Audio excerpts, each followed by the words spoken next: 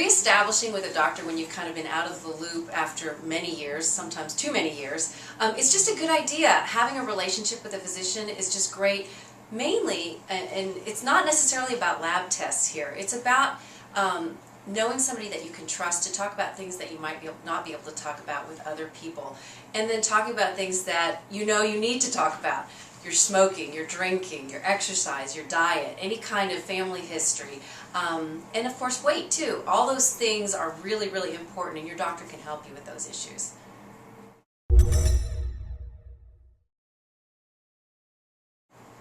Well, there's probably argument on both ends. Of course, if you have a cold or a sinus infection and you need to go to your doctor, you know, that is what it is. Again, I'm going to stress that the relationship is so important. A physical exam is not necessary, and we'll get more into like how often you should go. You don't have to necessarily do it every year, but you have to talk to your doctor about what's the best time period for you to go. A lot of women will go every year because they're getting a lot of female screening for cancer, and that kind of keeps them in with the doctor. But guys sometimes will fall off the radar and quit going to the doctor because they just don't think there's any need to go.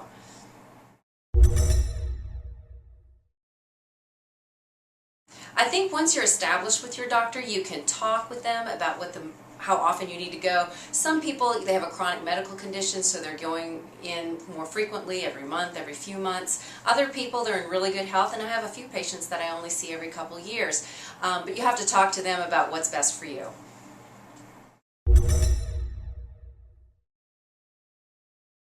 That is a really tough one to answer because Dr. Ho has a husband who doesn't like to go to the doctor either. What you can do, first of all, is find somebody that you trust that you think he might get along with. So having the name and the number available to him. It's difficult. A lot of guys just don't like to go to the doctor. Let them know. Model good behavior. Go yourself. A lot of times for guys it takes some kind of a life-changing experience for them to want to go in. So the most frequently I'll see men come in after they have had their first child born, and all of a sudden it becomes very important to them. So that's a good vulnerable time where you might be able to pop it to them.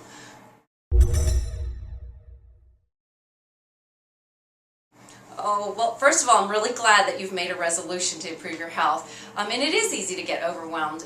The way I tell people as far as doing things for change, whether it's quitting smoking, cutting back alcohol, exercising, working on your diet, losing weight, is start with small changes, because those are the kinds of things that you get under your belt, you get a little feeling of accomplishment, and then you can add another little thing on there. So as an example, some of my patients, I'll tell them, you really need to start eating breakfast. So if you can kind of start doing that over a period of maybe a month, and then it becomes more of a routine, then maybe you can add the next thing on, which may be, quitting drinking sodas or something like that. So start with small changes, get a feeling of accomplishment, and then move on to another thing.